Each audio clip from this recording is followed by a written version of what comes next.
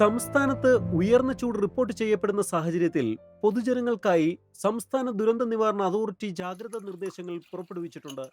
ഉയർന്ന ചൂട്, സൂര്യാഘാതം, സൂര്യതാപം, നിർജ്ജലീകരണം തുടങ്ങിയ നിരവധി ഗുരുതരമായ ആരോഗ്യ പ്രശ്നങ്ങൾക്ക് കാരണമാകും. അതുകൊണ്ട് പൊതുജനങ്ങൾ ഇനി പറയുന്ന നിർദ്ദേശങ്ങൾ പാലിക്കേണ്ടതാണ്. പകൽ 11 മണി മുതൽ വൈകുന്നേരം 3 മണി വരെയുള്ള സമയത്ത് നേരിട്ട് ശരീരത്തിൽ കൂടുതൽ സമയം തുടർച്ചയായി സൂര്യപ്രകാശം ഏൽക്കുന്നത് ഒഴിവാക്കുക. പരമാവധി ശുദ്ധജലം കുടിക്കുക.